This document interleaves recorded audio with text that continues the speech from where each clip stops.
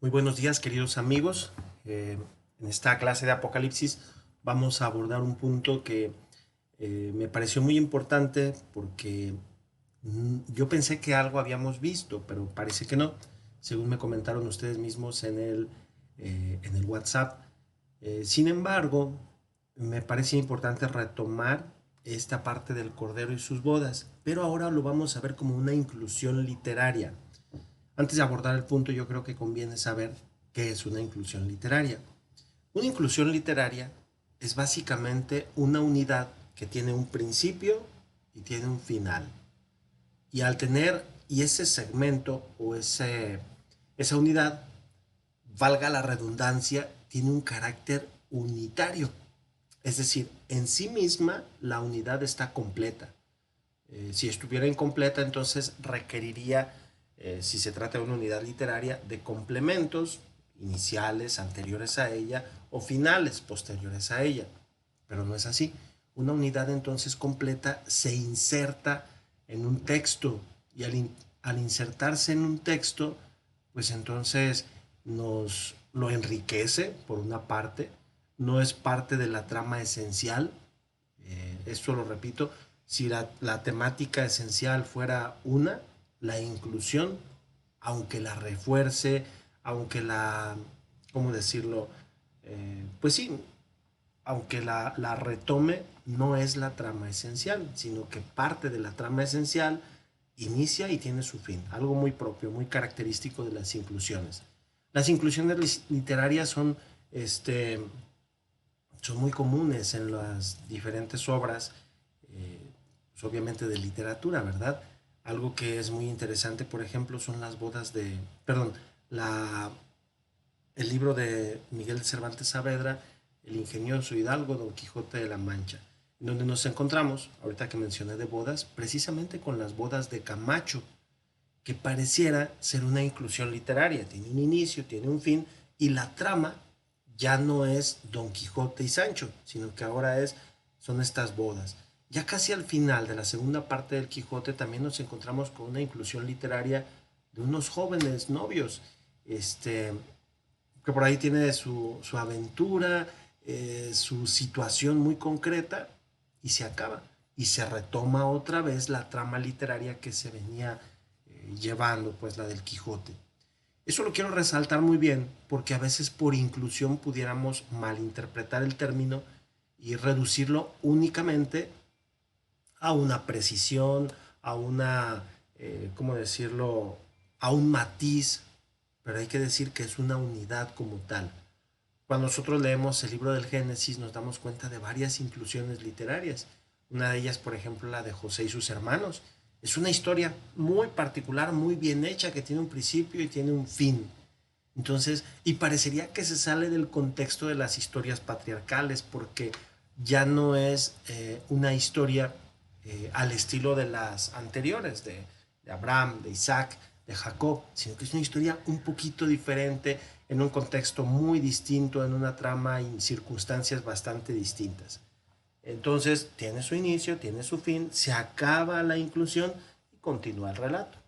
Bueno, esto lo menciono porque efectivamente el día de hoy vamos a mirar un artículo que se llama El Cordero y sus nupcias como inclusión en el corpus o del corpus joáneo o joánico. Bueno, vamos a acomodar la pantalla para que puedan ustedes mirar el artículo. Cabe señalar que efectivamente el artículo está en italiano, pero hacemos la traducción simultánea al español.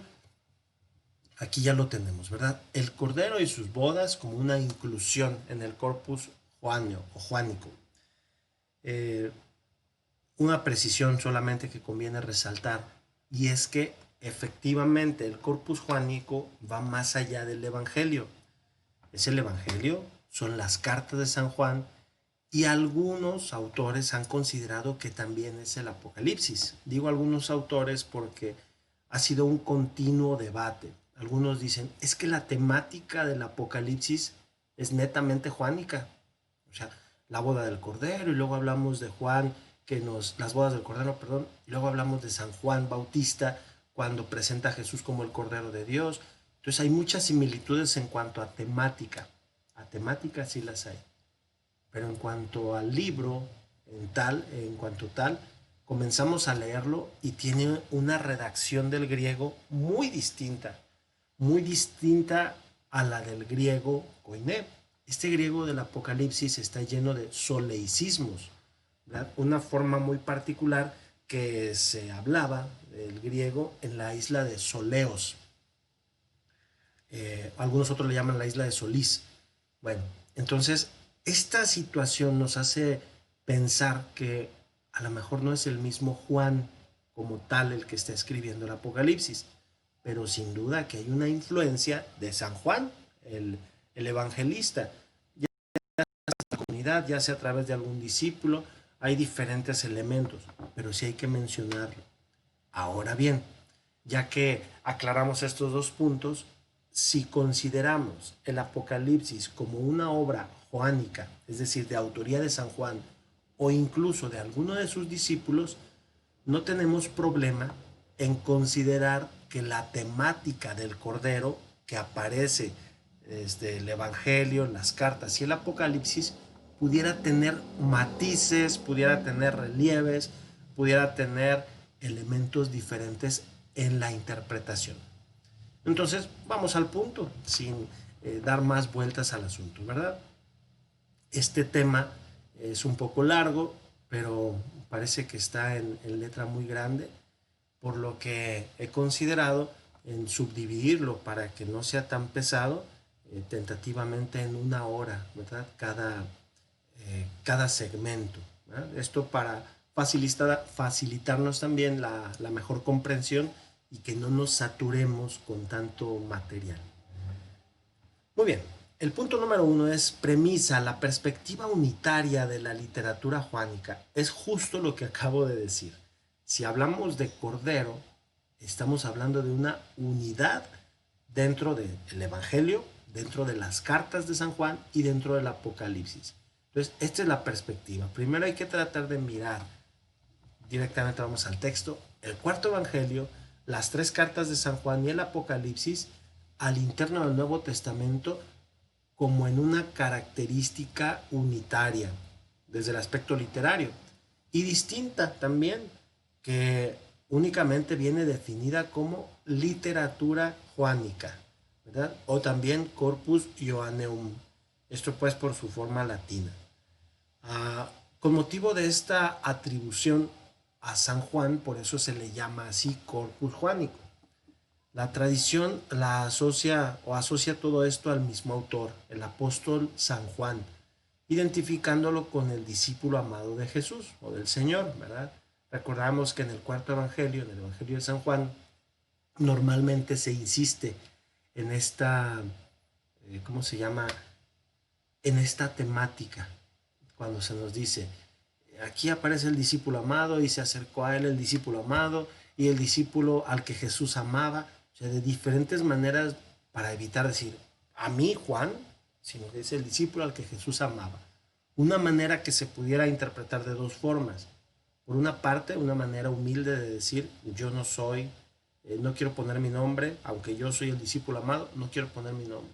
Esa es una opción. Pero la otra ha sido interpretada por los comentaristas como una manera de incluir a todas las personas que son discípulos del Señor o que somos discípulos del Señor. Y partir desde este presupuesto, cada uno de nosotros, cada uno de los que se acercan al Señor es el discípulo amado. Entonces, sería para que nosotros tomáramos parte en el Evangelio mismo y nos identificáramos como uno más de los discípulos.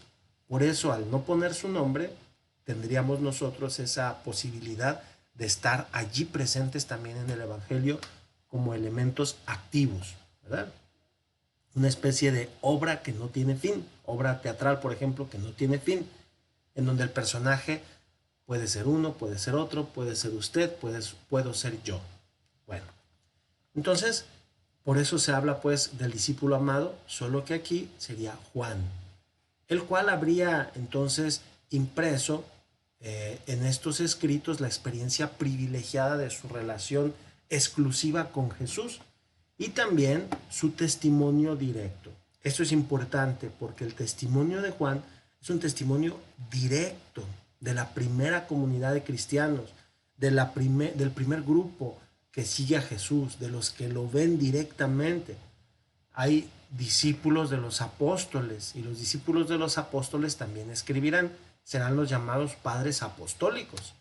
Pero después de los discípulos de los apóstoles ya empieza la segunda y la tercera generación de cristianos, aquellos que ya no conocieron a Jesús directamente, en persona, pues, sino que lo reciben, su tradición, reciben su evangelio a través de los mismos apóstoles.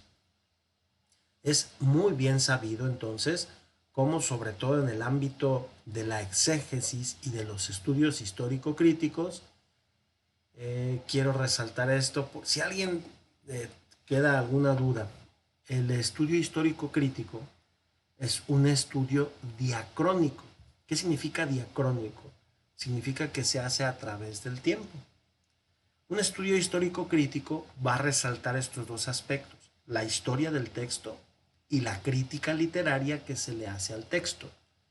Por ejemplo, resulta que alguien escribió, la mamá, por ejemplo, escribió, voy a escribir mi voluntad en esta carta, y escribe, quiero que una vez que yo muera se le entregue, no sé, en partes proporcionales a mis hijos la herencia que tenemos hasta ahora. Y la herencia resulta que es una casa y se le entregue a mis 3 hijos. Pues resulta que pasa el tiempo y la señora tiene otros 2 hijos y adquiere otra casa. Entonces dice, ay caray, el primer testamento o la primer carta que hice ya no es válida, porque ahora ya tengo otros 2 hijos y tengo otras 2 casas. Entonces, ¿qué es lo que hace? Se corrige en otro momento lo que hay o lo que había, pues, ¿verdad?, en esa carta. Y ya no es que se distribuya una casa entre 3 hijos, sino ahora 2 casas de manera proporcional entre 5 hijos. Muy bien, entonces se borra la primera carta y se hace una segunda carta o un segundo testamento.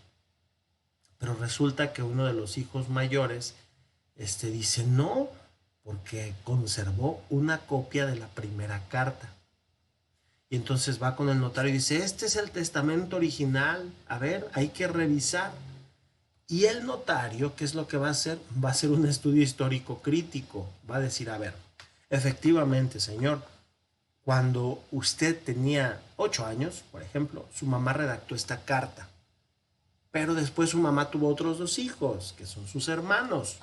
Y entonces, esta carta queda anulada con la nueva carta. Y ya el hermano mayor no puede hacerles trampa a los hermanos menores. ¿Por qué resaltamos este ejemplo tan curioso? Bueno, lo resaltamos porque efectivamente en la exégesis nosotros vamos a buscar el texto original, pero hay que darnos cuenta que conforme el paso del tiempo, los autores o los escritores sagrados, pues también corregían, actualizaban las mismas escrituras. Entonces, no significa que por actualizarlas ya no sean válidas, estén mal. No, todo lo contrario. Si las actualizaban es porque ellos sentían que tenían la potestad de hacerlo. Ese es un punto importante que no quería dejar pasar por alto. Ese es el estudio histórico crítico. A través de la historia se hace una crítica literaria. Muy bien, entonces es muy sabido pues que como pues sobre todo en el ámbito de la exégesis y de los estudios históricos críticos, en ambos casos, estas atribuciones sean o hayan sido presentadas fuertemente en discusión. Esto que hablábamos pues del testimonio de San Juan. En el, en el tiempo, ay Dios mío, ¿cómo traducimos contempo? Pues no sé si podríamos decir en el tiempo de aquel momento. Vamos a ver.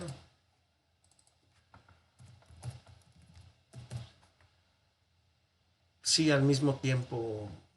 Es que creo que hay otra palabra. Pero bueno, al mismo tiempo lo vamos a traducir. Al mismo tiempo, también la relación entre estos escritos y su referencia hacia un único autor y hacia un contexto mismo original aparece siempre muy, ¿cómo decirlo?, engañoso y a veces hasta problemático. Es lo que decíamos, ¿sería San Juan el que escribió todo? ¿Pudieran ser sus discípulos? Y ahí entra el estudio histórico crítico. A ver, vamos a revisar los textos. Aquí hay una nota al pie de página que es interesante. Nos dice, nos remite pues a tal propósito una óptima síntesis ofrecida en R. Fabris Status Questionis. Esto es en latín. ¿Qué significa status questionis? El estado de la cuestión. O también el, ¿cómo decirlo?, el estatuto del cuarto evangelio. Y allí se explica efectivamente en la literatura juánica que quién es el autor del cuarto evangelio. Pues se hace un estudio detenido para, ¿cómo se dice?, comparar los textos que se consideran después de San Juan, que son precisamente la parte final del mismo evangelio. Podríamos revisar el evangelio y nos vamos a dar cuenta que en la parte final pareciera que ahora son los discípulos o pareciera que es una persona distinta de la que va relatando la primera parte del evangelio. Bueno, esta es la cuestión problemática. En los últimos años, sin embargo, pareciera volver a surgir, volver a aflorar y encontrar consistencia la percepción de que pues, la comunidad de los exégetas atribuyen, todos ellos, en su mayoría, pues no todos, atribuyen a Juan que no constituye el único elemento que asimila estos textos. Es decir, no necesariamente es San Juan el que escribió todo. Al leer en la continuidad y sobre todo en el, no en el, ¿cómo decirlo?, en el conjunto, al leer en la continuidad y sobre todo en su conjunto, el cuerpo juánico, uno se remite bien que si bien sea complejo el aclarar con precisión la relación entre los escritos que lo componen, ellos resultan en alguna manera ligados pero por un hilo conductor. Aunque sean diferentes las personas, ahí es donde entramos en la comunidad juánica, porque aunque sean diferentes las personas, la temática es la misma o tiene ese hilo conductor. Puede haber diferencias, pero por eso podemos hablar también de una escuela. Un hilo conductor caracterizado de un desarrollo progresivo que tiene al mismo tiempo una connotación tanto cronológica como cualitativa, es decir, de valor. Esta nota, creo que la tenemos por aquí, bueno, solamente es ¿cómo se llama? Un estudio pues que quiere presentarnos el autor. No hay alguna aclaración al punto, pero solamente es este estudio que quiere presentarnos el autor. Aquí está. Algunos estudiosos delinean pues en esta perspectiva de las aproximaciones y de las temáticas de fondo comunes. Van dándose cuenta que efectivamente el hilo conductor va resaltando estas temáticas comunes. Un autor que sin duda es podemos decir, el genio del Apocalipsis, este señor Hugo Bani. Hugo Bani ¿cómo decirlo?, se eleva, se levanta por encima y llega a individuar, sobresale, podríamos decir más bien, sobresale y llega pues a individuar algunos de los motivos peculiares que dejará, ¿cómo decirlo?,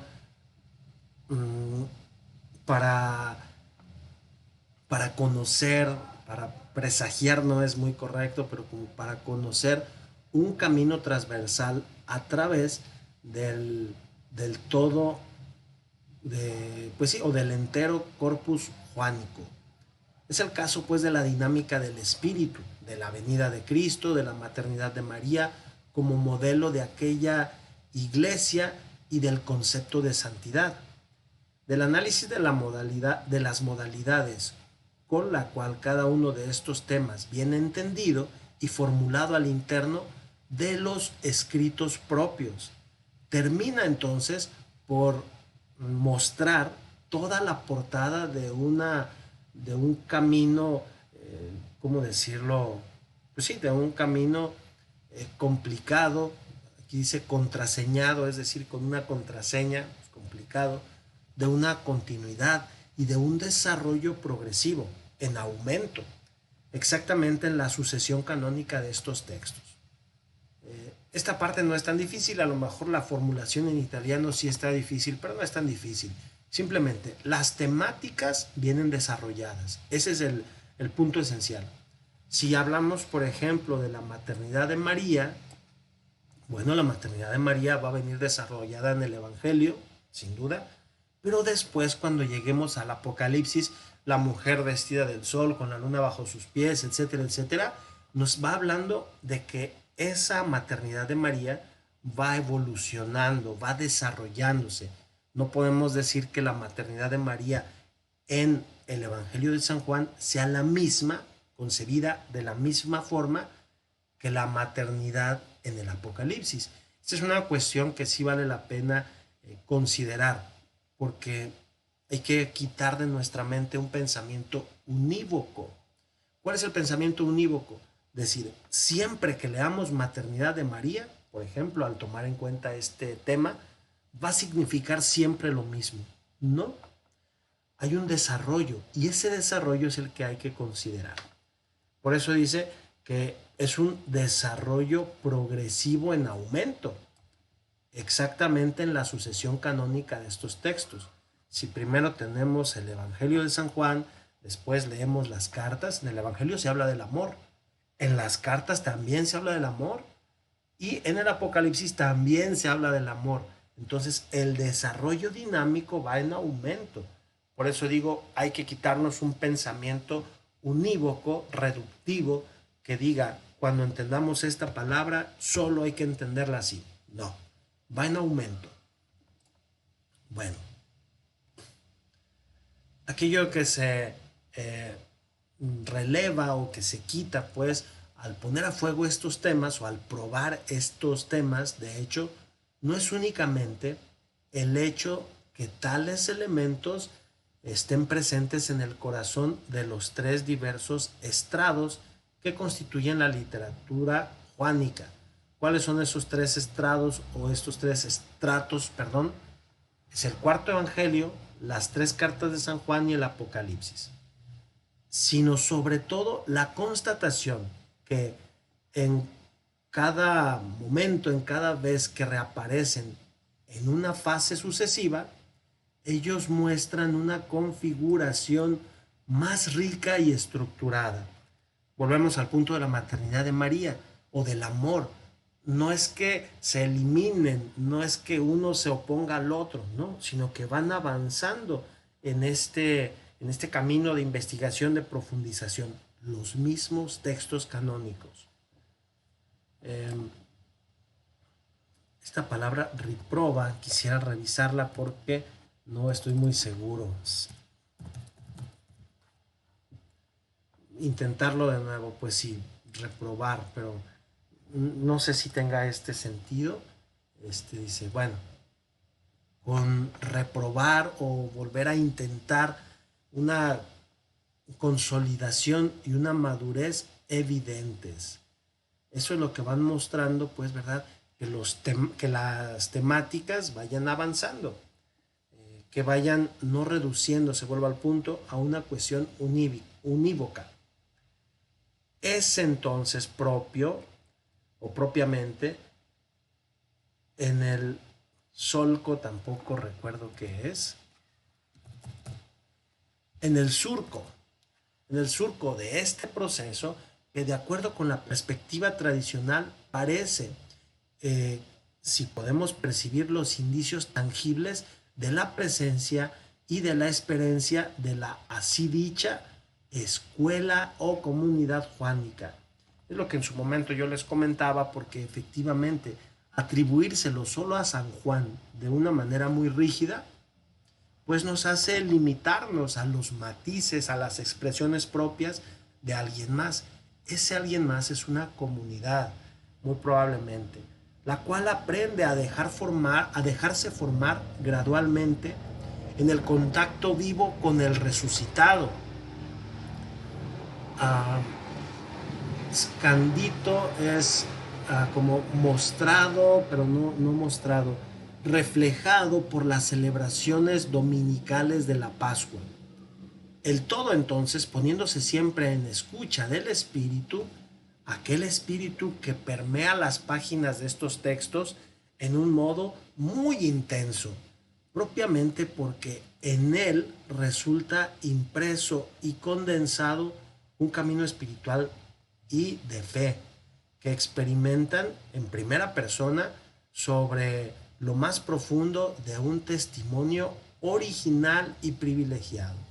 El Evangelio de San Juan lo pudiéramos entender también como el Evangelio del Espíritu Santo, porque en el Evangelio de San Juan, sobre todo en la parte final, bueno, no en la parte final, en la muerte y resurrección de Jesús, vamos a encontrar la figura del Espíritu Santo muy presente.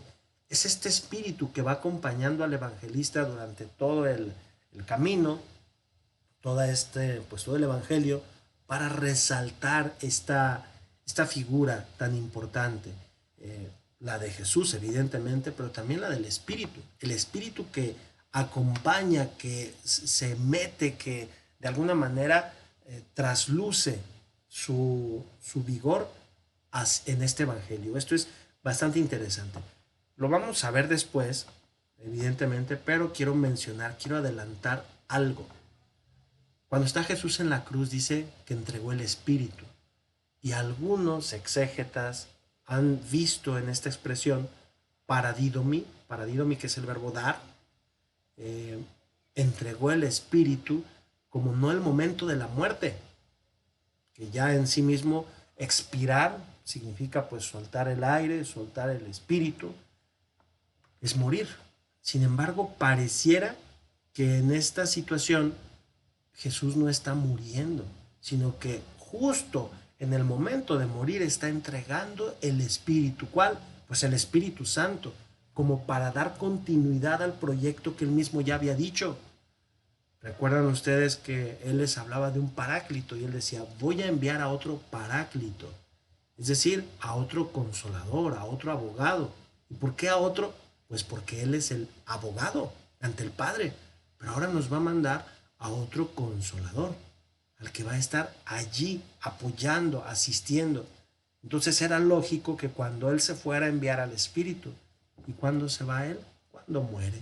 Entonces, esta percepción juánica es muy interesante, bastante interesante, porque nos dejaría pensar en una forma de interpretar este texto también como la entrega de su Espíritu Santo, justo en el momento de la muerte, como diciendo, ni un momento se van a quedar solos, ni un momento van a quedar sin la asistencia mía, sino que les voy a dar mi Espíritu precisamente para que no estén desamparados. Bueno, cerramos el paréntesis que acabamos de abrir. Les repito, lo vamos a ver más adelante. Respecto a la configuración o respecto a la palabra misma de cordero, ¿cómo entender esta palabra? Bueno, primero, aquí estas notas eran las que quería que viéramos también. Están aquí arriba. Primero vamos a ver las notas, ¿les parece? Hablamos de las celebraciones dominicales de la Pascua cuando hablamos de Cristo resucitado. Y aquí en esta nota dice, es indicativa la puntualización que hace Apocalipsis 1:10. En te kyriake gemera. Kyrios es Señor, pero aquí estaría como adjetivo. Entonces, en el día, podríamos decir, señorial, ¿verdad? En el día señorial, que sería el equivalente a en el día del Señor, que ya lo está diciendo Apocalipsis. Sobre todo, viene leída pues esta puntualización en continuidad con las precisiones que se caracterizan pues en el cuarto evangelio, los encuentros con el resucitado, reportados en Juan 21, en donde dice, Tedemiaton Sabaton, en pero en, eh, en uno de los sábados, pero en uno de los sábados, o simplemente en uno de los sábados. No sé, no nos pone la traducción, pero mía, eis mía, en es el adjetivo numeral uno, aquí está en dativo, entonces sería en uno, y aquí está en genitivo, ton sabaton, de los sábados. En Juan 20:19, uses un opsias gemera ekeine temia sabaton. Otra vez vuelve a poner en el día aquel, el día, el 1 del sábado, o el día 1 después del sábado. También se puede entender así. En el 1 de los sábados o en el después del sábado. ¿Verdad? Y en Juan 20:23, metgemeras ucto, octo, perdón. Bueno, referido siempre pues a este día sábado, perdón, este día domingo, que sería en el día después del sábado. Bueno, en el número 5 estamos hablando pues del testimonio original y privilegiado que tienen pues los apóstoles que experimentan esta fe.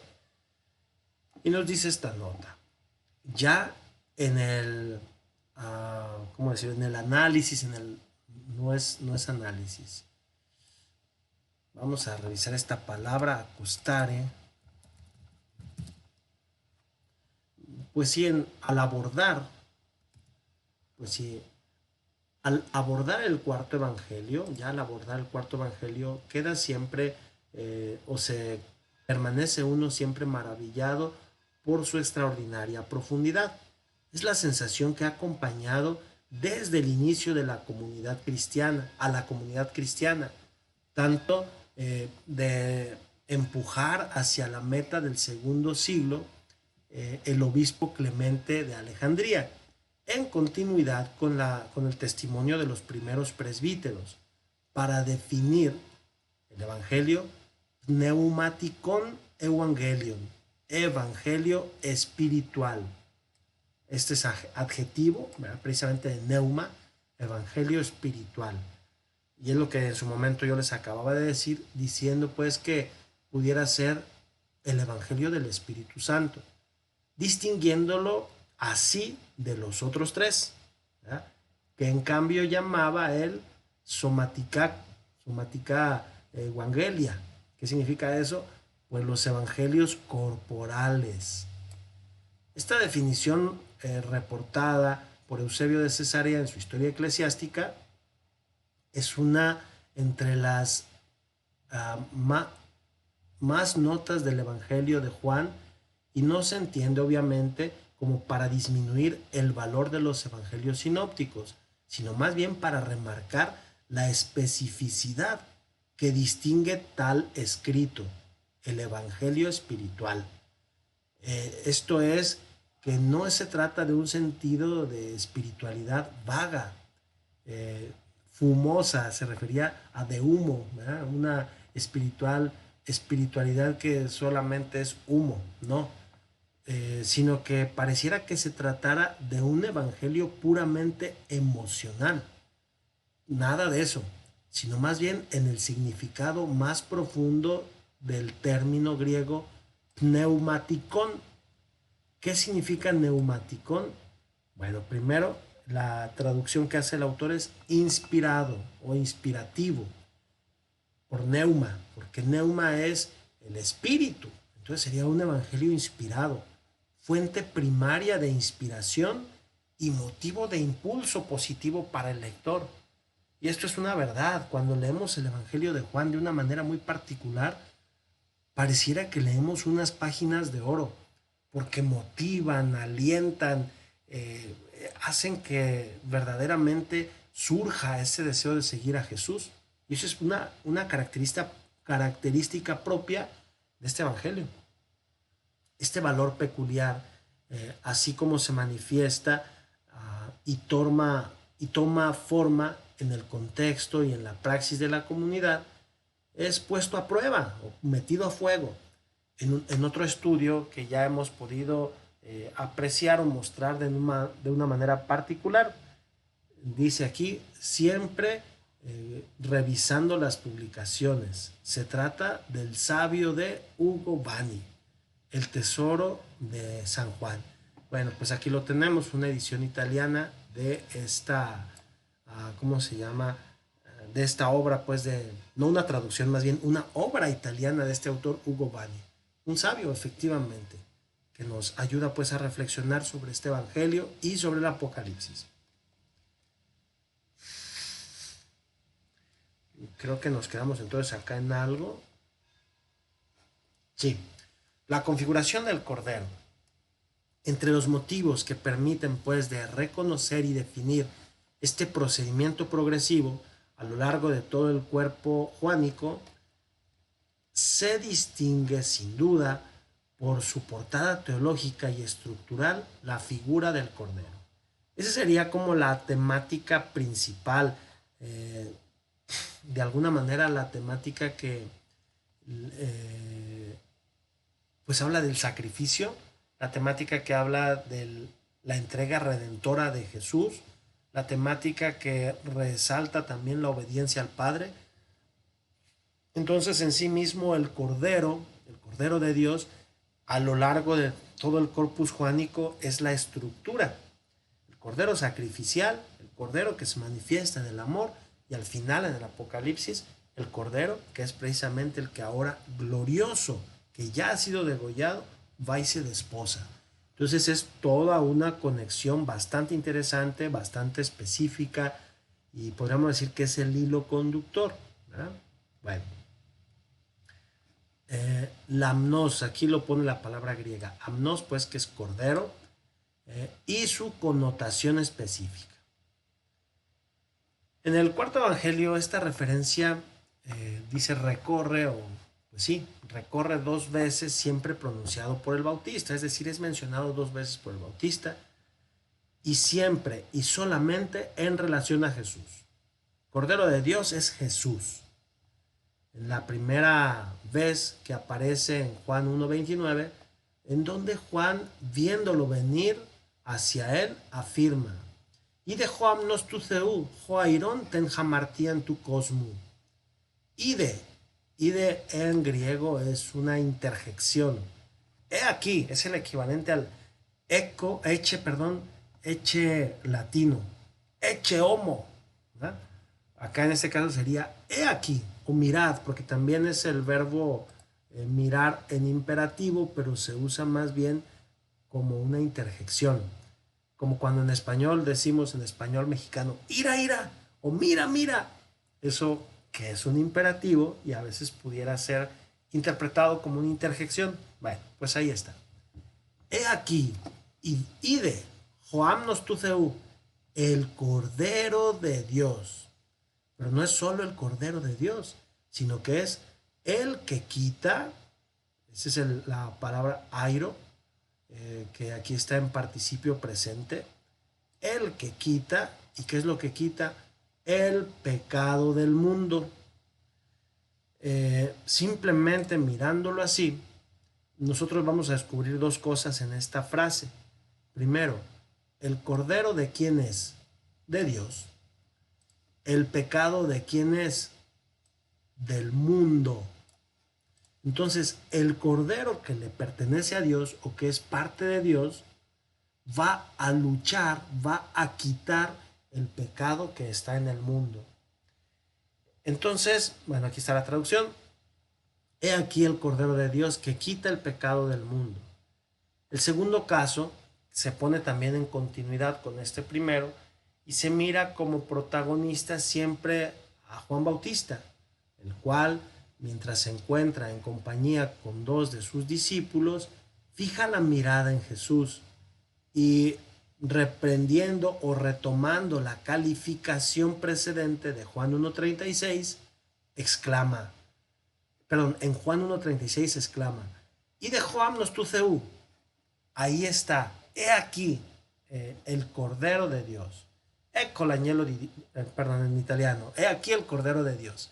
Entonces, y eso lo está mostrando el autor primero lo estaba, una afirmación, viéndolo venir hacia él, pero ahora lo vuelve a a reafirmarlo, vuelve a mostrar, a decir, este es el cordero sacrificial, porque un cordero era para el sacrificio, es el cordero sacrificial, pero al mismo tiempo su sacrificio es redentor, porque viene a quitar el pecado del mundo. Desde el punto de vista narrativo, pues va a evidenciarse cómo esta formulación pronunciada y, ¿cómo podríamos decir? Ribadita, uh, rebatida, pero creo que hay otra expresión, vamos a ver.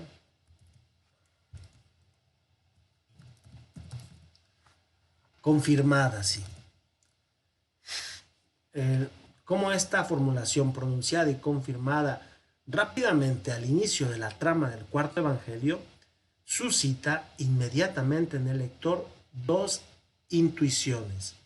La primera consiste en la identificación de Jesús como abnos, es decir, como cordero, con toda la connotación sacrificial, lo que ya decíamos, y cultural, que se coloca en el corazón del Antiguo Testamento y en la experiencia de fe de Israel, y que encuentran, ¿cómo decirlo? Y que se encuentran profundizadas, quizá, en una amplia producción literaria y científica.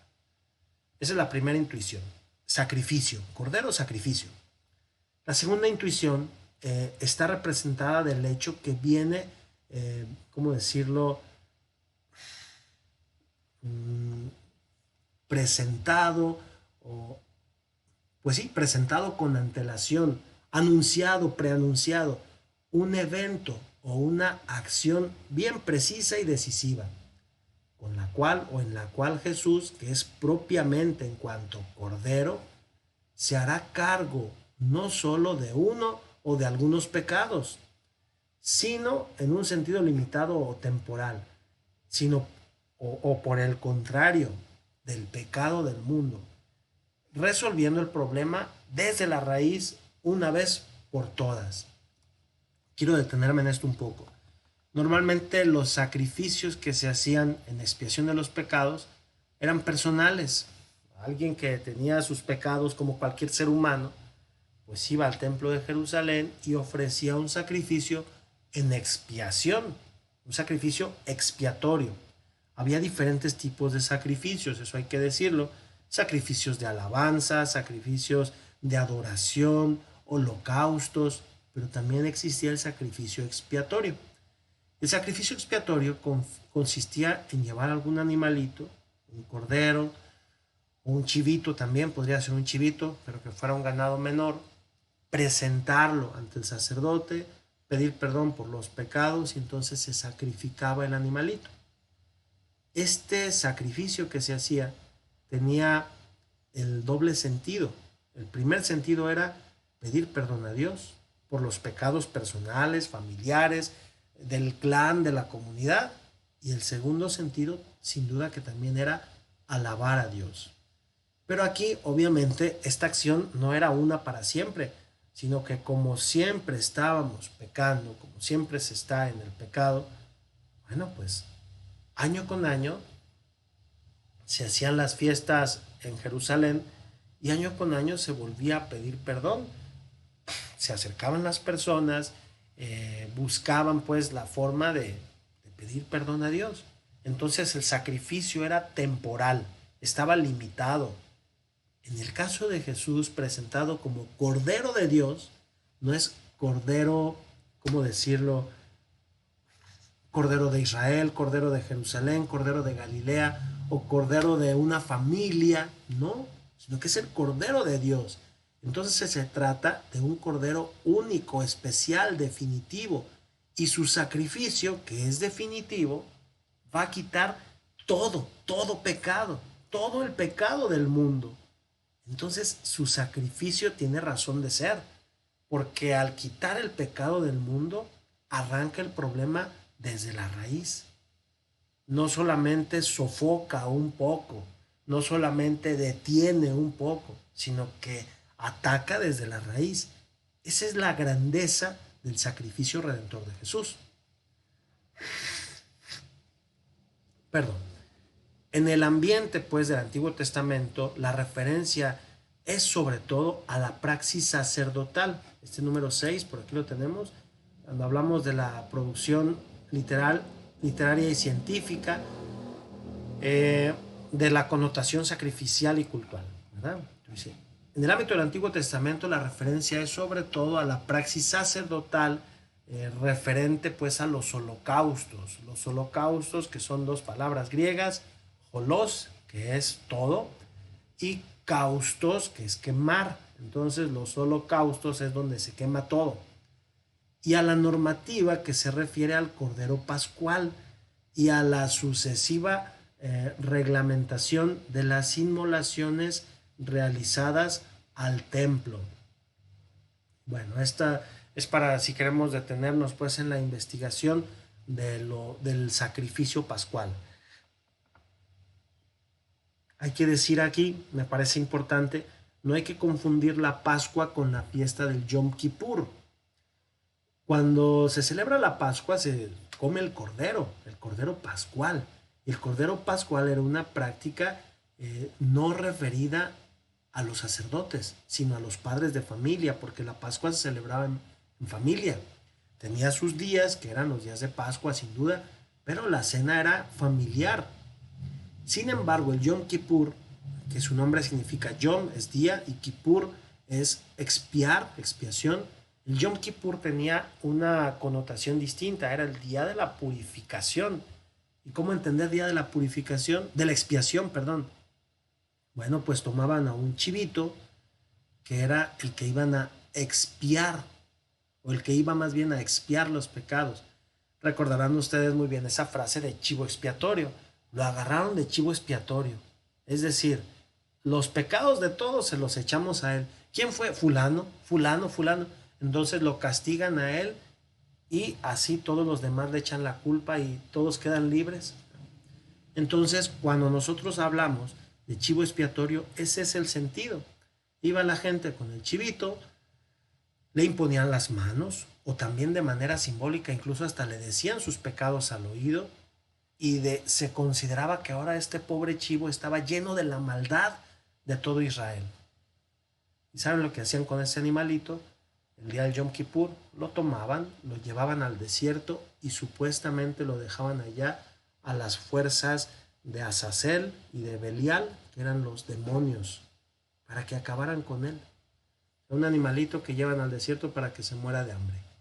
Y así ya el animal muerto, ya se quedaba el pueblo liberado de pecado.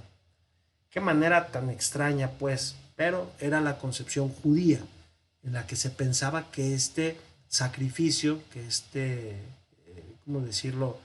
Pues sí, que esta ofrenda era para purificar su corazón, sus pecados, su conciencia. Bueno,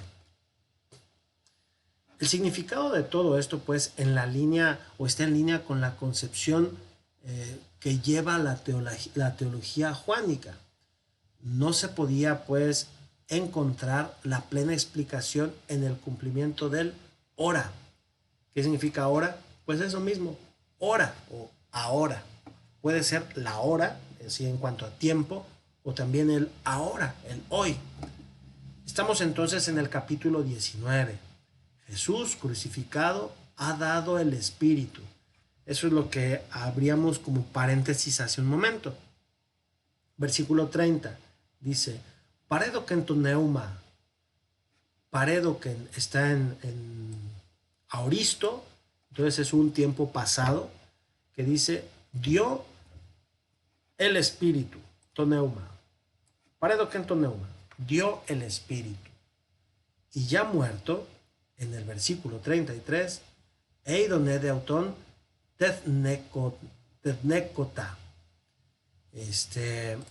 Los soldados deciden entonces no romperle las piernas, como hecho según la praxis. A los dos que estaban crucificados con él, pues a ellos sí les quebraron las piernas, ¿verdad? Porque era la praxis que se tenía para los que estaban aún vivos. Y ustedes dirán, bueno, ¿cuál es la lógica de esto? Cuando estaban vivos, podían durar mucho tiempo crucificados vivos. Podían durar incluso días, porque a veces la gente se compadecía No podían descolgarlos, pero al menos sí podían llevarles algo de agua. Y era terrible el sufrimiento de los crucificados. Jesús muere y no hay necesidad de quebrarle las piernas. Pero, ¿por qué no? Porque los crucificados estaban, déjenme aquí hacer esto grande otra vez. Los crucificados, cuando estaban crucificados evidentemente, pendían de sus manos. Entonces, alguien que estaba crucificado, obviamente que no tenía esta postura que tengo yo ahora, sino que tenía los brazos extendidos. Pero al estar en esa posición todo el momento, su cuerpo se caía, entonces quedaban como en una posición tentativamente así, ¿verdad? ¿Y qué ocurría? Con las manos hacia el cuerpo caído, precisamente vencido por el peso, empezaban a sentirse sofocados, empezaban a desear respirar y las respiraciones eran cortas, de estar quizá jadeantes. Entonces, ¿qué hacían para poder respirar? Como tenían clavadas sus manos, se impulsaban con los pies que estaban abajo crucificados. Y eso era doloroso, era terrible. Entonces, para impulsarse y al impulsarse poder respirar. Y ya otra vez expirar. Entonces, eran respiraciones muy cortas. Y para poder respirar había que levantarse un poco. Como era un sufrimiento continuo, entonces, ¿qué hacían los soldados? Llegaban, les quebraban las piernas y al quebrarles las piernas quedaban totalmente suspendidos en esta posición, ahogándose. Entonces, a quien se le quebraban las piernas moría asfixiado, moría por asfixia porque ya no podía respirar, estaba tratando de respirar, pero y ahí terminaban. Era una muerte terrible, verdaderamente terrible. En el caso de Jesús, Jesús que ya fue crucificado, no necesita morir de esta forma. El cansancio que ya llevaba, los azotes, la pérdida de sangre, lo hacen llegar a este punto de que ya no necesita que le quebren las piernas, sino que su mismo cansancio lo lleva a la muerte. Quizá ya no pudo respirar en los últimos momentos, ya no tuvo ni la energía ni la fuerza para levantarse un poco. Y entonces ahí muere. Por eso a Jesús le traspasan el costado. No necesariamente el corazón, simplemente dice el costado. El corazón lo tenemos aquí en la mano izquierda, el costado estaría en la parte derecha. Y traspasar el costado, ¿para qué? Bueno, pues para garantizar que estaba muerto. Perforar el pulmón y decir, no, pues sí, sí está muerto. Bueno, regresamos a nuestro tema. Entonces, esto de que a Jesús no le rompen las piernas es un hecho según la praxis, perdón, muy particular, ¿verdad? Dice, a los que estaban crucificados con él, sí, pero a él lo atraviesan con una lanza en el costado, del cual, perdón, saldrá sangre y agua. En el versículo 34 encontramos muy bien, Haimakar Kai Uder, sangre y agua. Ahora pues, al comentar este gesto, el autor en el versículo 36, el autor, o sea, Juan mismo, afirma, Egenetogar tauta hina gegrafe plerece ostun u suntribeseta y auton. Egeneto, estas cosas de hecho sucedieron. Egeneto. Acá lo tiene al revés. Sucedieron pues estas cosas para que. Ese gina normalmente se traduce como finalidad. Para que. Sucedieron, pero estas cosas de hecho sucedieron para que se cumpliera la escritura. Sucedieron pues estas cosas para que la escritura llegara a su cumplimiento o se cumpliera. Ya viene aquí lo que dice la escritura. Curiosamente, la escritura está hablando del cordero sacrificial. No le será roto un hueso. No le será roto un hueso. Podemos notar cómo no aparece aquí el término, sino la referencia explícita al cordero pascual. ¿Por qué no dice no le será roto un hueso al cordero? porque no es necesario decir cordero. Se entiende que el sacrificio de Jesús es el sacrificio pascual. Se entiende también que Jesús es el Cordero de Dios. El texto citado entonces es extraído o está en referencia de Éxodo 12:46, en donde la versión de los 70 refiere ostun u sun tripsete ab autu. Y aquí lo tenemos también ostonu, acá el verbo está en futuro, no se le romperá, y aquí no está en futuro. Sí, sí está en futuro, solo que aquí está.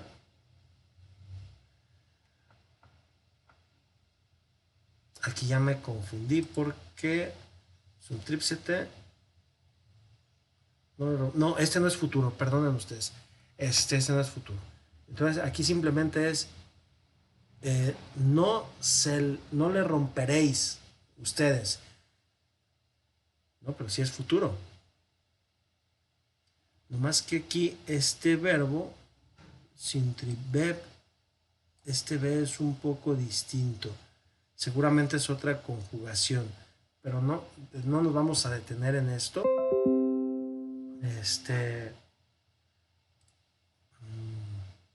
A menos que esta sea la forma pasiva, es muy probable, pero no nos vamos a detener en esto porque es una cuestión meramente morfológica. Yo quisiera más bien que nos detuviéramos pues en el tema mismo, pero no creo únicamente en este punto. Bueno, pero la cita es muy similar. No le romperéis ustedes de él un hueso, ¿verdad? Entonces, no le romperéis un hueso, ningún hueso. Esto hay que especificarlo. Si esto dice no le romperéis, ¿por qué lo dice? Porque aquí quien cortaba el cordero era la familia, y entonces el ponerlo acá en pasivo, si esta va a ser el pasivo, no le será roto un hueso, lo pone en un sacrificio único. Bueno, en el sentido de que ya no son ustedes los que lo van a sacrificar, sino que el sacrificio está siendo realizado ahí en el Calvario, y es el sacrificio propio que él mismo está dando. Bueno, resulta claro entonces que en el horizonte de fondo, ¿cómo podríamos decir? Tratellato, pues marcado por la figura del siervo sufriente en Isaías 52:13 y 53:12. Ahorita regresamos a esta nota. Sí. Cristo es el cordero que en la Pascua acepta ser inmolado, porque del don de su vida y de su espíritu, simbolizados propiamente por el agua y el sangre, puede brotar entonces para todo el mundo la liberación del pecado. Vamos a las notas pasadas, que me parecen también importantes de referir, al menos de acá. La 7. La nota 7 la tenemos aquí.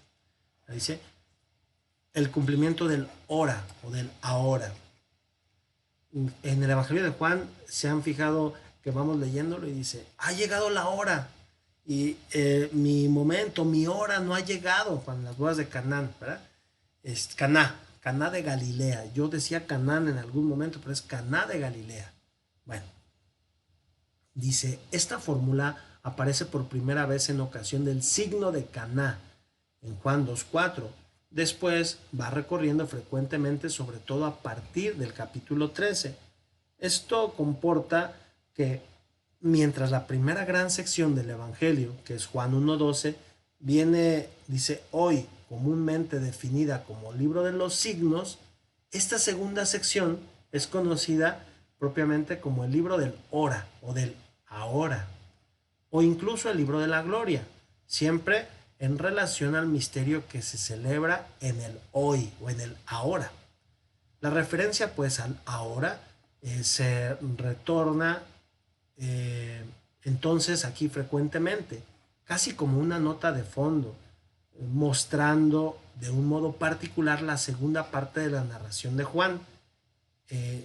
Y es propiamente tal insistencia, según Matías Ricci, que quiere consolidar siempre más en el lector la percepción de su centralidad, tanto a conducirlo al final para reconocer en esta hora el mismo evento de la muerte y de la resurrección del Señor.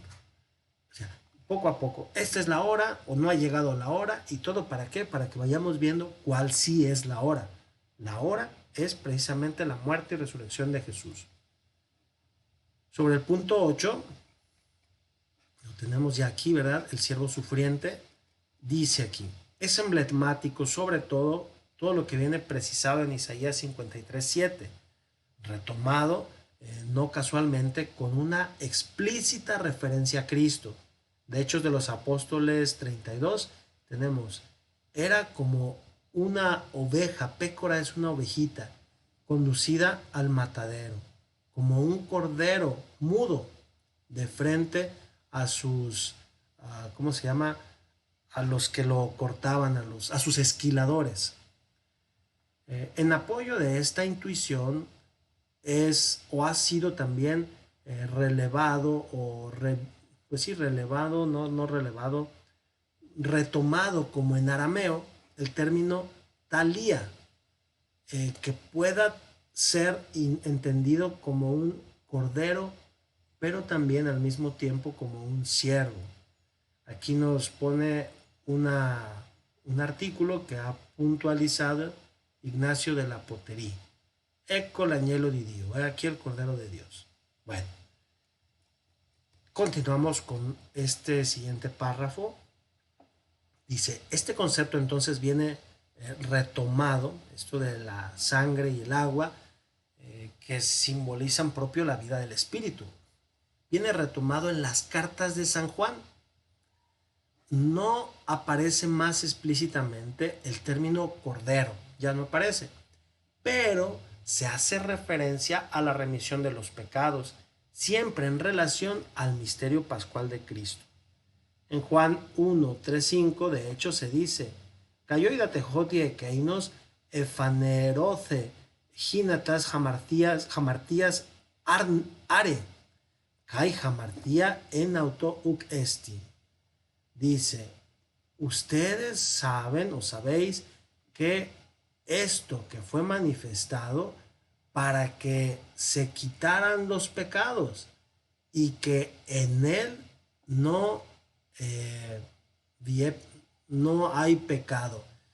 Si esta es la traducción italiana, bueno, la traducción del griego como tal dice, y lo sabéis, que aquel que fue fanero es manifestar, que fue manifestado, que fue manifestado, que fue mostrado, para que se quitara el pecado, los pecados.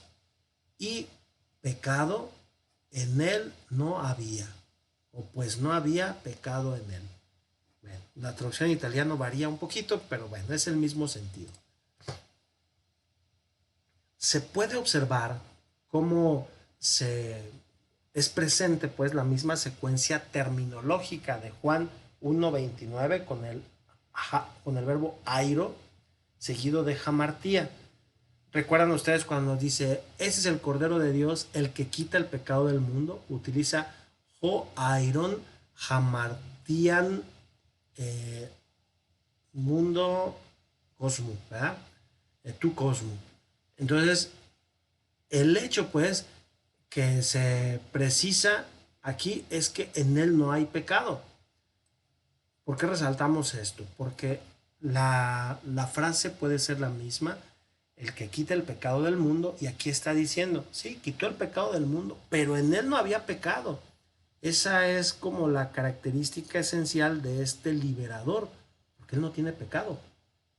Resuena entonces como un ulterior reclamo a los requisitos del cordero inmolado, que no a la caracterización del siervo sufriente, el cual, aunque sea inocente, se sacrifica por el rescate de todos. El siervo sufriente es un siervo inocente, pero el cordero es un cordero puro, totalmente sin pecado. No es lo mismo, porque el siervo sufriente pudiera tener faltas, pudiera tener pecados, pero su sacrificio es para rescatarnos a todos, mientras que el Cordero de Dios está totalmente puro, sin un solo pecado.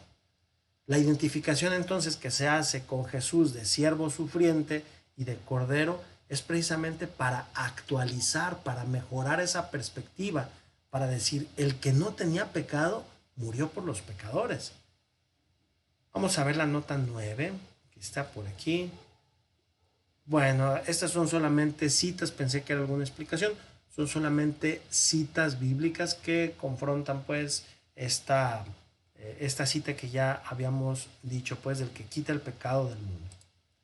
A este punto, sin embargo, Hugo Vanni hace oportunamente notar cómo en la primera carta de San Juan surgen una conciencia y una repercusión todavía más maduras y consolidadas.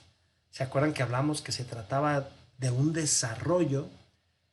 Es aquello, pues, que muestra desde el versículo siguiente, en Juan 3:6, donde se lee, Pasjo en automeson, ug amartanei, Pasjo amartanon, ug eoraken auton, ude egnoken auton. Aquel que en él permanece, no peca. Aquel que en él permanece, no peca. Todo el que peca no ha visto a él, el verbo jorao, no ha visto a él, ni conoce o ni ha conocido, estos dos están en auristo, no lo ha visto o no lo vio a él, ni lo ha conocido o ni lo conoce. Esta frase es bastante fuerte en San Juan, en la primera de Juan, porque está diciendo que tristemente el pecado sería consecuencia de los que no conocen a Dios. Con esto yo quisiera precisar, porque pudiera esto suscitar escrúpulos y decir, bueno, pues si no conocemos a Dios, seguimos pecando. Si seguimos pecando es porque no conocemos a Dios. Pero más bien se referiría al pecado de forma habitual. Cuando alguien conscientemente sabe que su situación está en pecado y continúa en ella, tranquilo, cuando ya no se preocupa por realmente mejorar, cuando se queda ahí atascado en el fango. El pecado sin duda eventual, en el sentido de que aparece el pecado que nos rodea, pues ahí está, no podemos evitarlo. Pero el pecado que nosotros buscamos, en el que nos instalamos, esa es otra cosa distinta. Bueno, la idea central, o que presenta pues esta cita, es que la remisión de los pecados obrada por Cristo en cuanto Cordero revela toda su eficacia en aquellos que crean o que instauran una relación personal y una auténtica comunión con Él. Es aquello que muestra, que transparenta también en el versículo anterior, en donde respecto a Juan 1:26 no se habla más de la remisión del pecado del mundo, sino de los pecados, quitando la atención en un contexto comunitario. O sea, ya no es solo el pecado del mundo, sino los pecados nuestros, para hablar de algo más concreto. En este contexto comunitario, pues, que ya está articulado. Sobre la exigencia de aquellos cristianos, de cada cristiano, de acoger en su plenitud la novedad operada del evento pascual. Esta elaboración que hace cabeza a la concepción cultural y sacrificial del amnos, es decir, del Cordero, viene retomada también al inicio del Apocalipsis. Lo podemos ver en 1:5b6, en el contexto o en el ámbito de la dirección y del saludo, ¿cómo decirlo?, dirigido, valga la redundancia, a las 7 iglesias. Se dice, de hecho, esto de la dirección no se traduce necesariamente como dirección, sino pues sí, de a quién se dirige, pues del inicio de la carta, ¿verdad?, de sus destinatarios. Bueno, vamos a evitar la parte griega, vamos a la traducción propiamente de este texto, ¿verdad? ¿Qué les dice a las 7 iglesias en el Apocalipsis?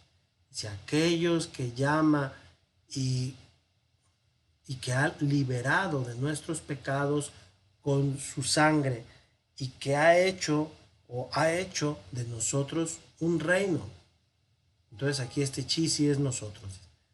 A quienes nos ama y nos ha liberado de nuestros pecados con su sangre y ha hecho de nosotros un reino de sacerdotes para su Dios y Padre, a Él la gloria y la potencia por los siglos de los siglos. Amén.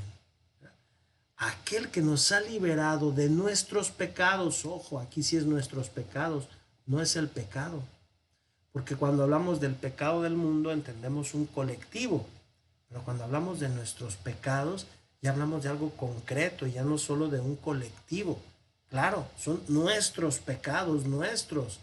Entonces es una alusión individual a cada pecado, ya no solo al colectivo.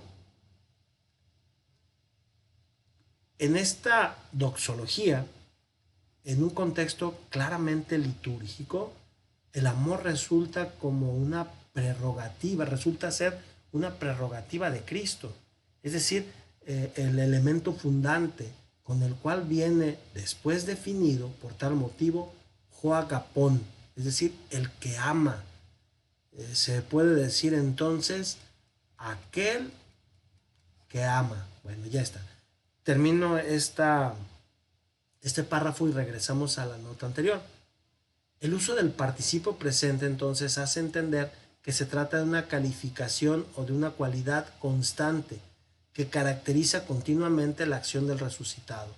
Este participio joagapón está en presente y la acción continua es porque no se termina. No decimos el que amó y entonces la acción empezó en el pasado y ya se terminó. El que amará, la acción empezará en el futuro y se acabará en el futuro. O no se acabará, no sabemos, pero no ha iniciado. Cuando decimos el que ama, es una realidad atemporal, es decir, sin tiempo. Ama. Dios ama. Porque no tiene pasado ni tiene futuro. Es siempre presente. Siempre ama. Respecto a la cita 10, ¿dónde está la cita 10? La novedad pues del evento pascual, solo quisiera resaltar un elemento, aquí de aquí, de Hugo Vanni, ¿verdad? Dice, el pecado no es por tanto extirpado de alguna cosa de fuera, sino de su cancelación o de borrar, llena pues, ¿verdad? ¿Cómo decirlo? Al quitar el pecado, arrancamos, o al quitarlo Dios, Jesús, arranca todo la maldad, pues, ¿verdad? Pero deja vacío el interior. Y este vacío interior es lo que ha generado el pecado mismo. Vacío, un vacío que es la elección del egoísmo contrapuesto al amor desinteresado por el prójimo. Cuando nosotros nos preocupamos única y exclusivamente por nuestros pecados, por nuestras faltas, por nuestras limitaciones, estamos siendo hasta cierto punto egoístas, porque la mejor manera de buscar la salvación no es cuidando cuántos pecados tengamos, sino que la mejor manera es amando. Porque al final, recuerden muy bien, al final de nuestras vidas seremos juzgados en el amor. Ese punto es importante. Bueno, aquí sobre el diálogo litúrgico que hablábamos aquí arriba, un ejemplo de diálogo litúrgico lo vamos a tener en Apocalipsis 1:4-8, donde viene presentada en evidencia y analizada la connotación litúrgica que se tiene de trasfondo en 1:4-8.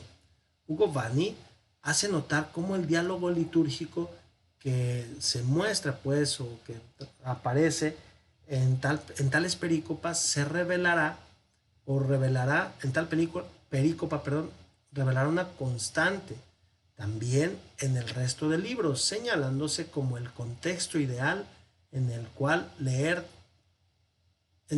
al leer todo, lo desarrolla en el Apocalipsis.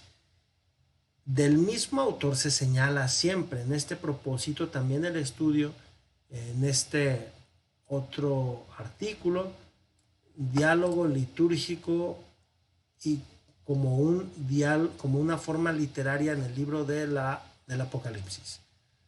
Bueno, esto es solo para mencionar que el diálogo litúrgico lo tenemos en 148, pero no nos pone aquí la cita. Bueno, ahorita la podemos buscar aquí. Apocalipsis 148.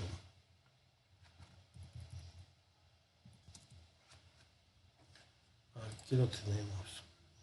Estos son los diálogos litúrgicos. Este es un modelo, ¿verdad?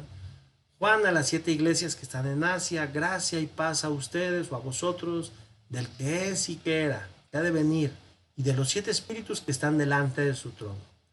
Y de Jesucristo, el testigo fiel, el primogénito de los muertos y el soberano de los reyes de la tierra, al que nos amó y nos lavó de nuestros pecados con su sangre. Esta cita es precisamente un diálogo litúrgico, porque es la manera en la que se da la celebración, la manera en la que se alaba a Dios. Por eso en la misa también comenzamos con un saludo litúrgico. El Señor esté con ustedes. Es un deseo litúrgico para que venga el Señor con cada uno de nosotros, en este caso de ustedes.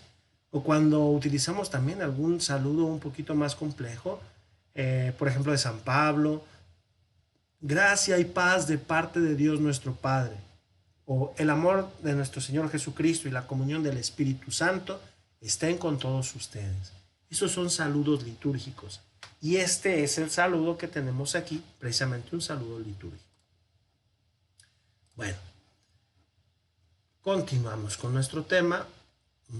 Ya estamos por terminar lo que sería este punto 2 y ahí vamos a concluir.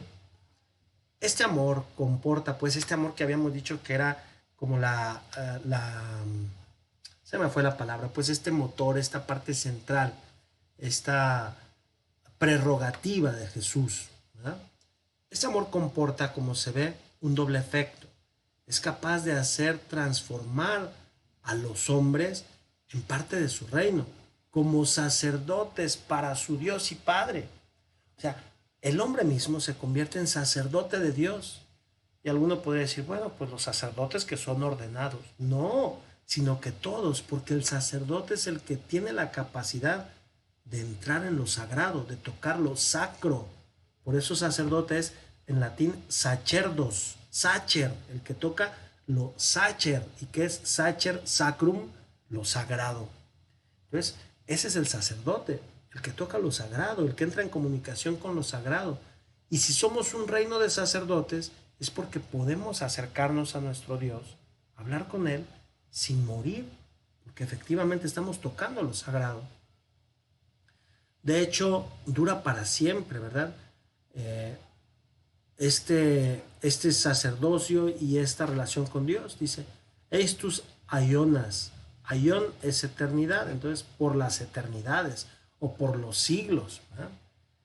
Esto es, pues, no únicamente porque Cristo, una vez resucitado, continúa a vivir, sino también porque el suyo es un amor poderoso, kratos, potente, divino, que consolida la comunión con el Padre.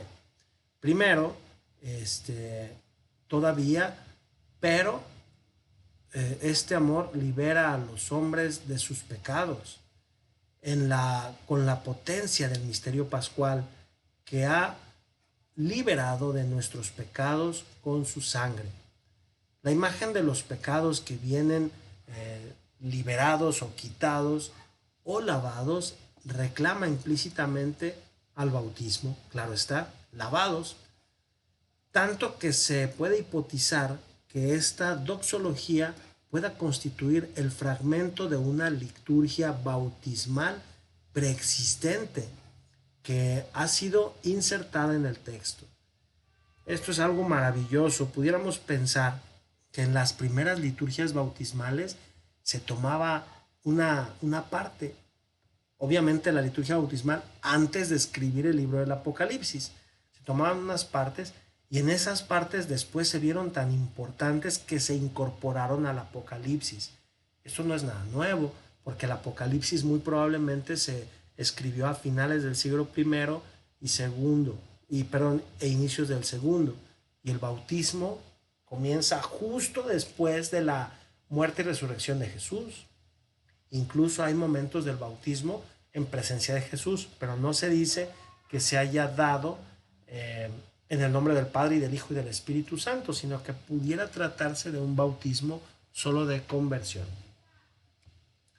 Bueno, viene subrayado, esto es entonces importante que este texto pudiera ser preexistente al Apocalipsis, que ya existiera.